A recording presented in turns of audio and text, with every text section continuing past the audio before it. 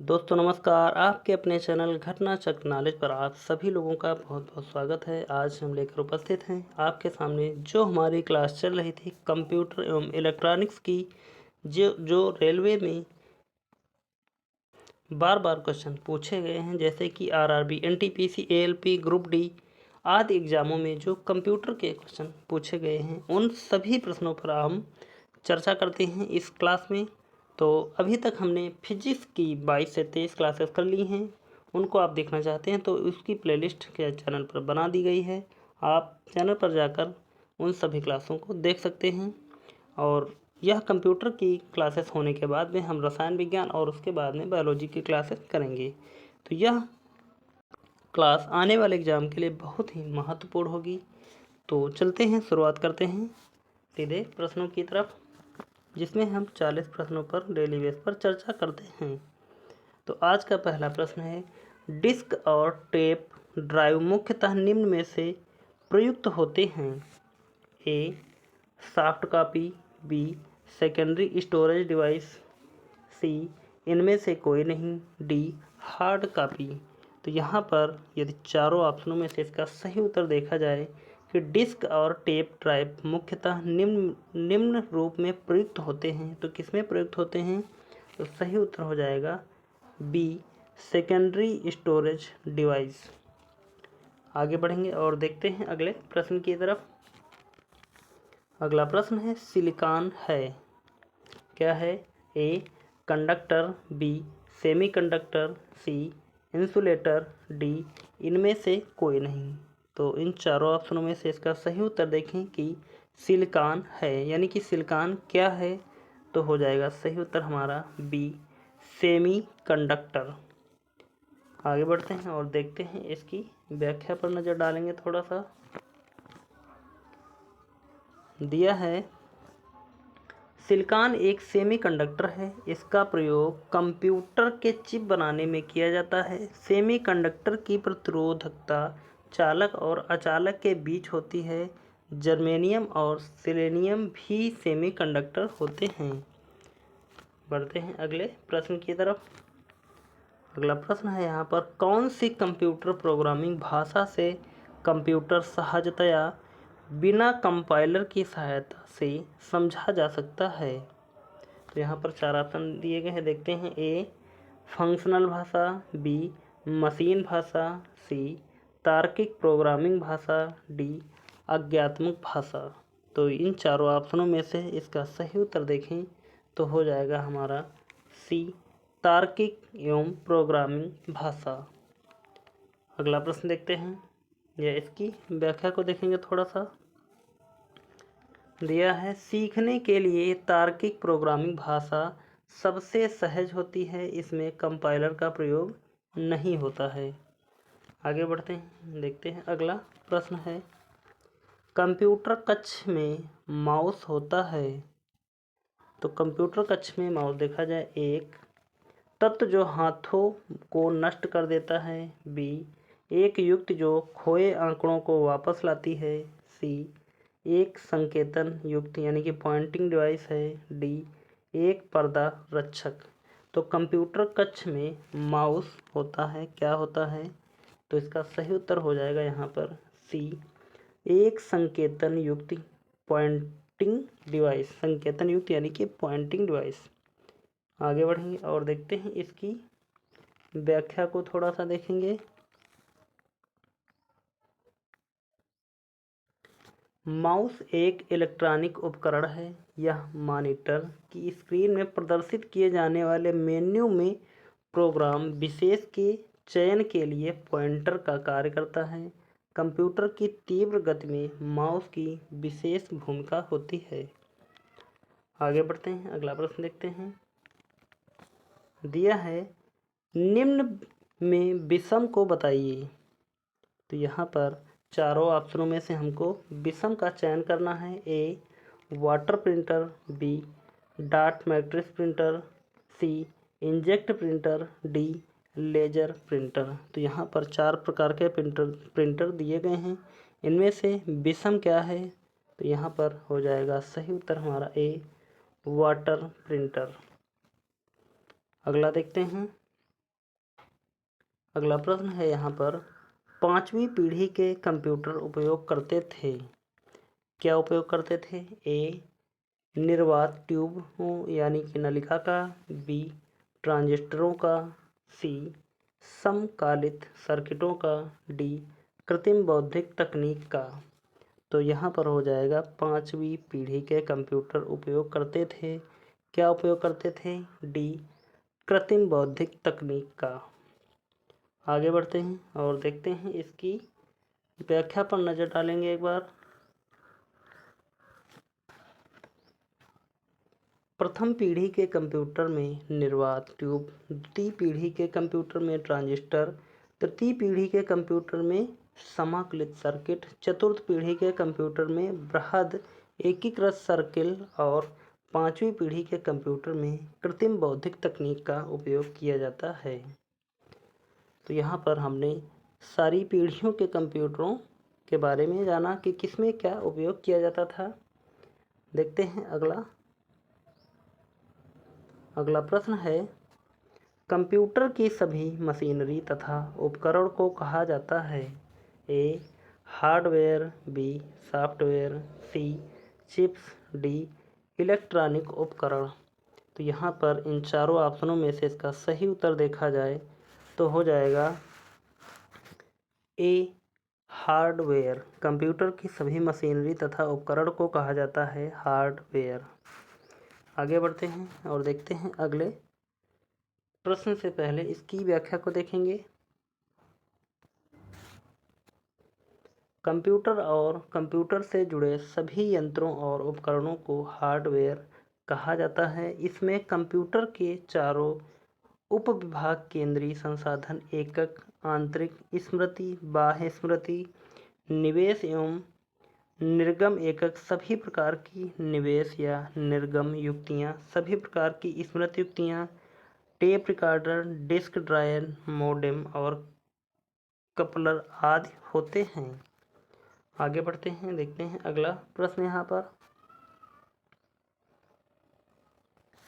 अगला प्रश्न दिया गया है, किस प्रकार की युक्त किसी कंप्यूटर प्रणाली में संघटकों एवं समर्थताओं को जोड़ने में उपभोक्ता को अनुमति देती है? A, system boards. B, storage devices.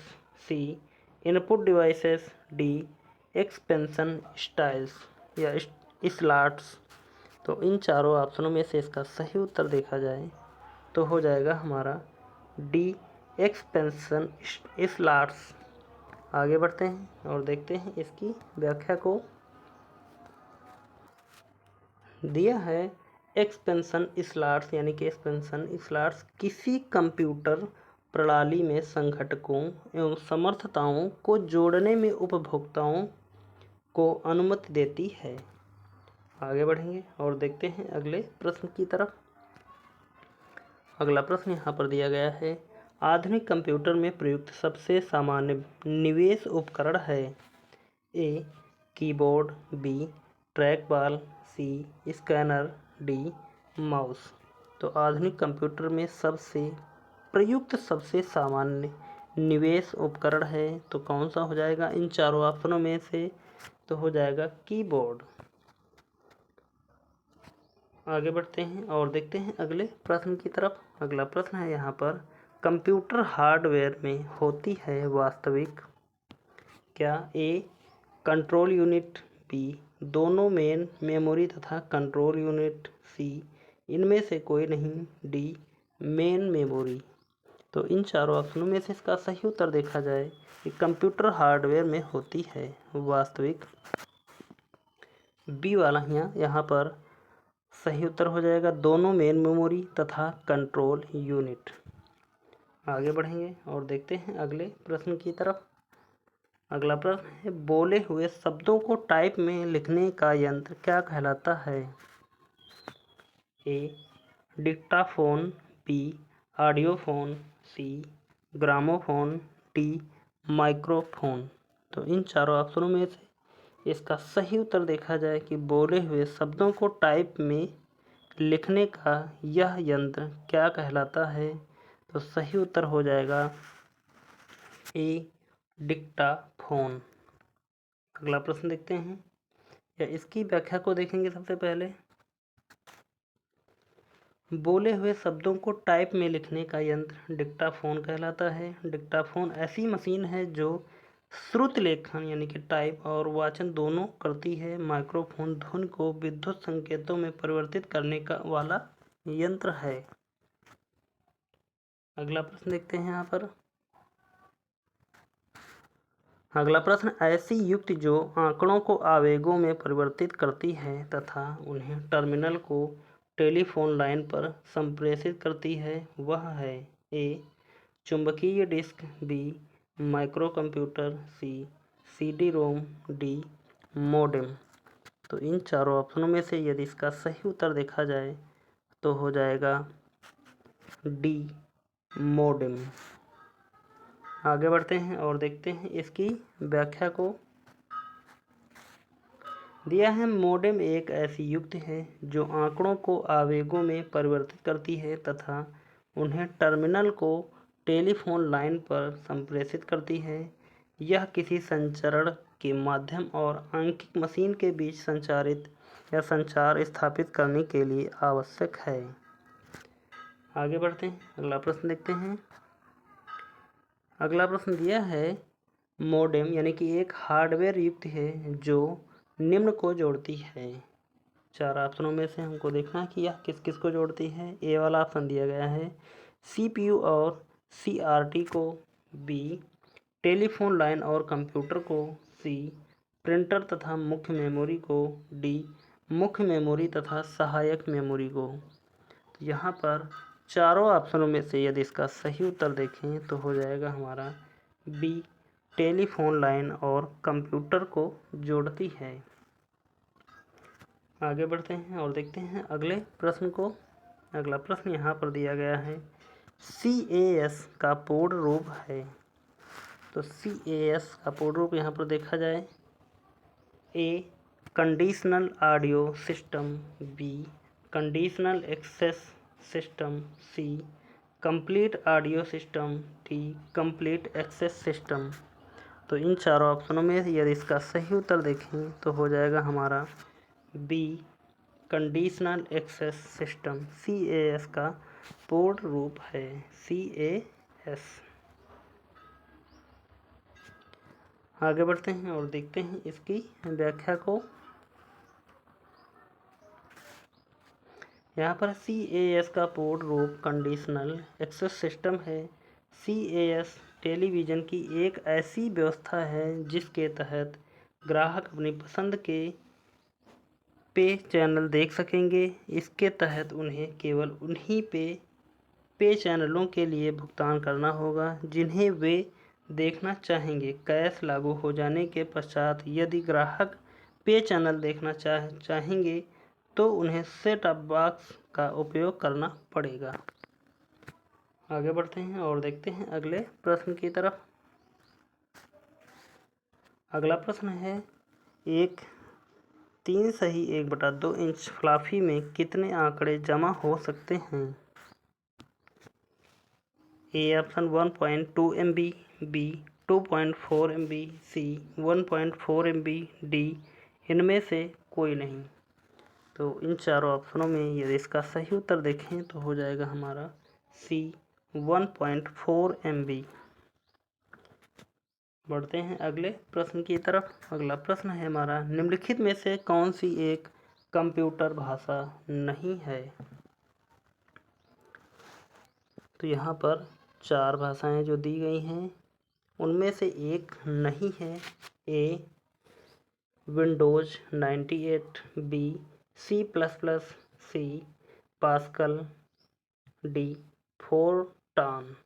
तो इन चारों ऑप्शनों में यदि इसका सही उत्तर देखें कि कौन सी एक कंप्यूटर भाषा नहीं है तो हो जाएगा हमारा सही उत्तर ए विंडोज 98। और यह तीनों हमारी भाषाएं कंप्यूटर भाषाएं हैं।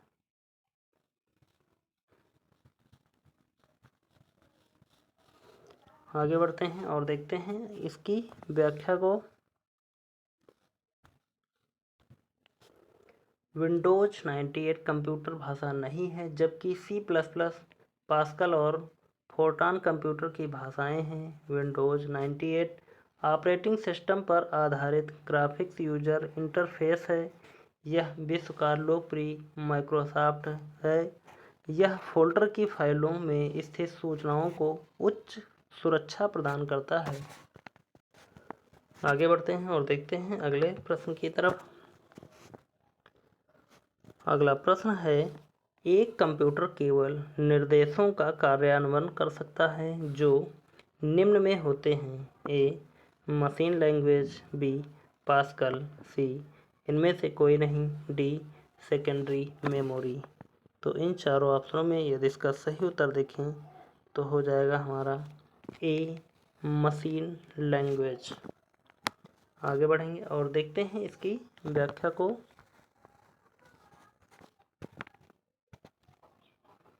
कंप्यूटर द्विआधारी अंकीय प्रणाली पर कार्य करता है। यह मात्र मशीनी भाषा में निर्देश प्राप्त कर सकता है। उच्च स्तरीय भाषाओं में दिए गए निर्देशों को भी कंपाइलर की सहायता से मशीनी भाषा में बदलकर ही कंप्यूटर समझ पाता है। आगे बढ़ते हैं और अगला प्रश्न देखते हैं। यहाँ पर अगला प्रश्न दिया गया है, यदि इंटरनेट में एक ईमेल का पता blaster@mars.org है तो यहाँ पर mars.org दर्शाता है। किसको दर्शाएगा? ए सदस्य के नाम को, बी सर्वर को, सी डोमेन के नाम को, डी रेंज के नाम को, सर्च इंजन के नाम को। तो इन चारों ऑप्शनों में या पांचों ऑप्शनों में से यदि इसका सही उत्तर देखा जाए कि MARS.org क्या दर्शाता है तो सही उत्तर हो जाएगा हमारा सी डोमेन के नाम को दर्शाता है। आगे बढ़ते हैं और देखते हैं इसकी थोड़ी सी व्याख्या को। किसी भी ईमेल एड्रेस में @ के बाद आने वाला शब्द उस पते के डोमेन के नाम को दर्शाता है। अगला प्रश्न दिया है यहाँ पर PSHAMA@yahoo.com है तो क्या हो जाएगा? A website, B email address, C internet application, D internet address. इन चारों ऑप्शनों में से यदि इसका सही उत्तर देखा जाए तो हो जाएगा हमारा बी ईमेल एड्रेस। आगे बढ़ते हैं अगले प्रश्न से पहले इसकी व्याख्या को देखेंगे। यहाँ पर दिया गया है pasma@yahoo.com ईमेल एड्रेस है। इसमें yahoo.com एक वेबसाइट है जो यूजर को ईमेल उपलब्ध कराता है। इसकी सर्वप्रमुख पहचान @ है। आगे बढ़ते हैं अगले प्रश्न की तरफ। अगला प्रश्न यहाँ पर हो जाएगा http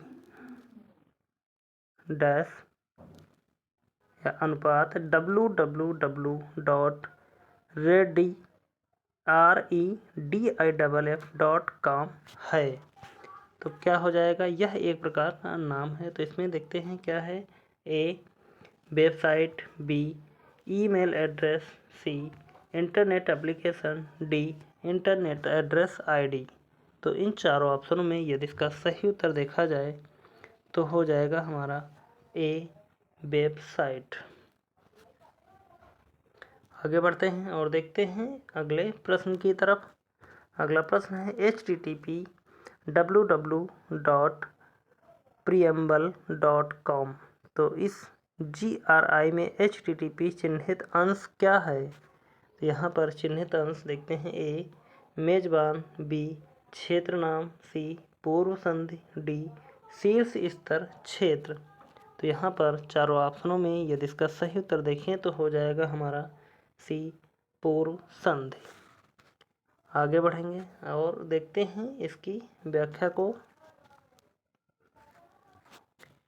HTTP यानी कि hyper text transfer protocol internet पर फाइल, ग्राफिक, छवि, ध्वनि, वीडियो तथा अन्य मल्टीमीडिया फाइलों के हस्तांतरण के लिए नियमों का एक सेट है। आगे बढ़ते हैं और देखते हैं अगला प्रश्न। कंप्यूटर प्रोग्राम का उत्पादन ज्ञात कीजिए। ए बराबर 20, बी बराबर 30, ए बराबर बी बराबर ए। लिखें ए बी। तो यहाँ पर ए 20, 40, सी 30, 90, सी 40, 60, डी इनमें से कोई नहीं। तो इन चारों ऑप्शनों में यदि इसका सही उत्तर देखें तो हो जाएगा डी, इनमें से कोई नहीं। अगला प्रश्न देखते हैं। अगला प्रश्न यहाँ पर हो जाएगा, कंप्यूटर में निम्नलिखित में से कौन सा साधन शीघ्रतम आगत इनपुट यानी कि निर्गत आउटपुट भंडारण करने वाला है। तो यहाँ पर देखते हैं चार ऑप्शन हैं। A tally typewriter, B visual display unit, C magnetic floppy disk, D इनमें से कोई नहीं। तो इन चारों ऑप्शनों में से इसका सही उत्तर देखा जाए तो हो जाएगा हमारा सी मैग्नेटिक फ्लॉपी डिस्क। आगे बढ़ते हैं और देखते हैं इसकी व्याख्या को। दिया है मैग्नेटिक फ्लॉपी डिस्क शीघ्रतम इनपुट आउटपुट भंडारण करने वाला है। इसकी भंडारण क्षमता 1.44 MB होती है। अगला प्रश्न दिया गया है, प्राइमरी स्टोरेज यूनिट निम्न रूप में भी संकेतित होती है।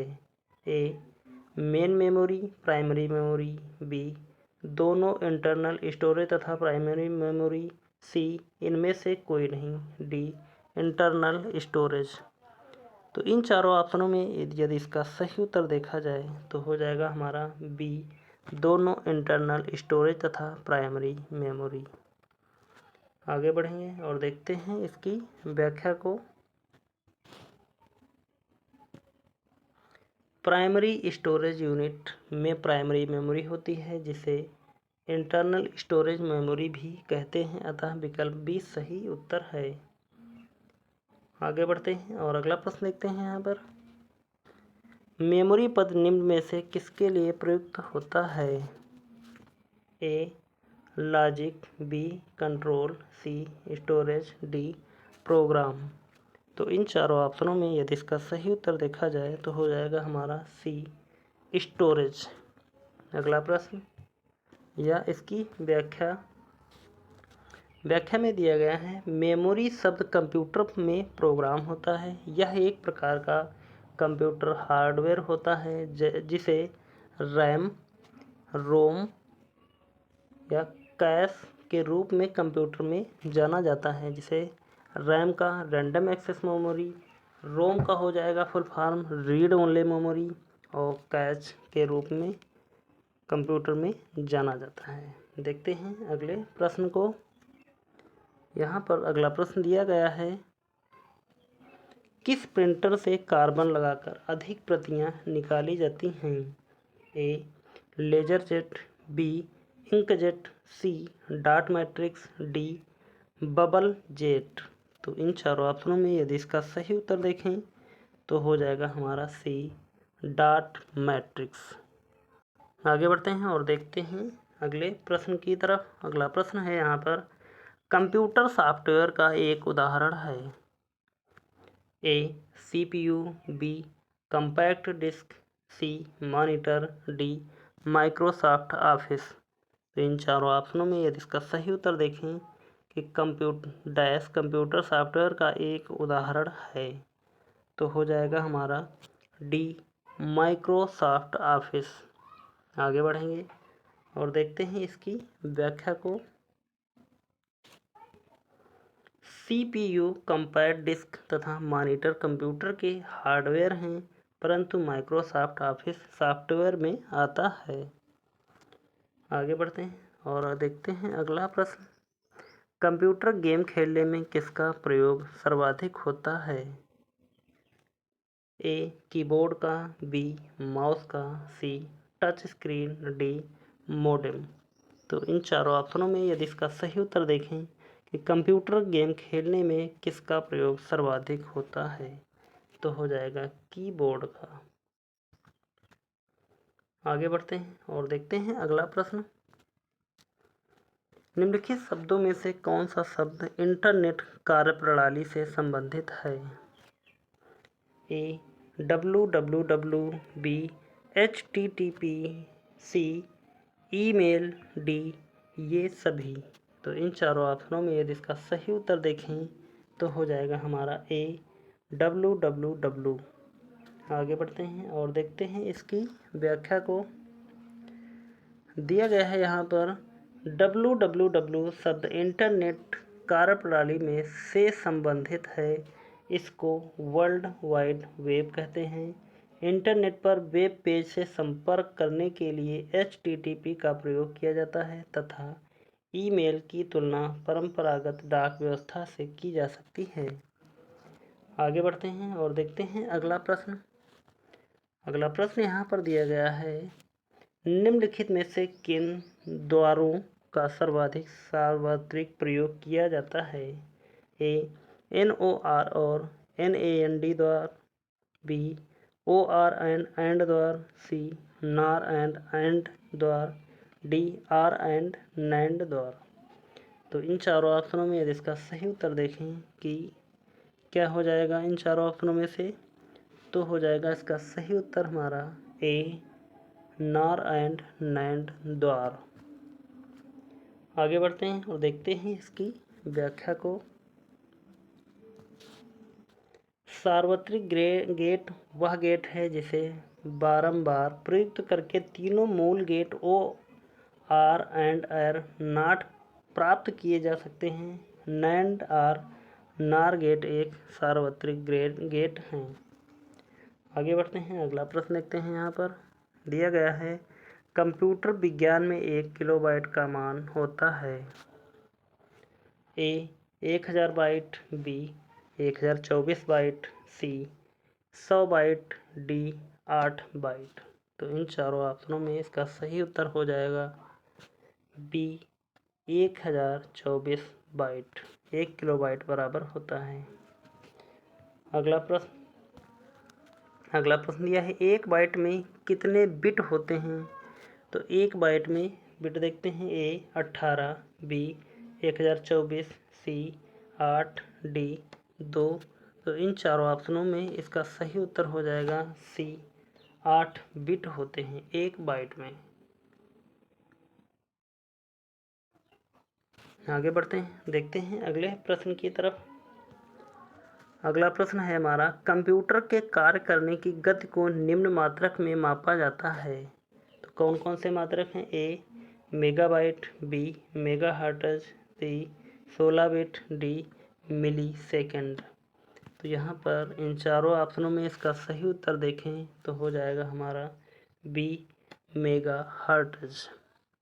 आगे बढ़ते हैं, अगला प्रश्न देखते हैं या इसकी व्याख्या को देखेंगे हम।